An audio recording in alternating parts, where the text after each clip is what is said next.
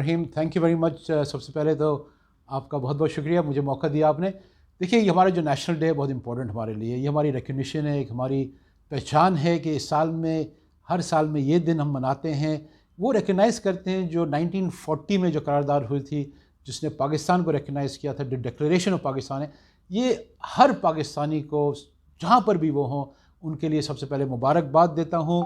और ये अहद करते हैं हम सब मिल के कि पाकिस्तान के लिए हम काम करेंगे। We are committed to the welfare and the benefit and success of Pakistan. जहाँ पे हम कहीं भी रह रहे हों, वी आर पाकिस्तानीज फर्स्ट, और उसके बाद फिर हम जहाँ पे भी हैं उस मुल्क के शहरी हैं, बट पाकिस्तान फर्स्ट ऑलवेज़। और मैं ये चाहूँगा कि आज के दिन याद दिलाऊँ सबको कि we are the people of Pakistan who want Pakistan and the government of Pakistan to work for the interest of the people of Pakistan इंशाल्लाह।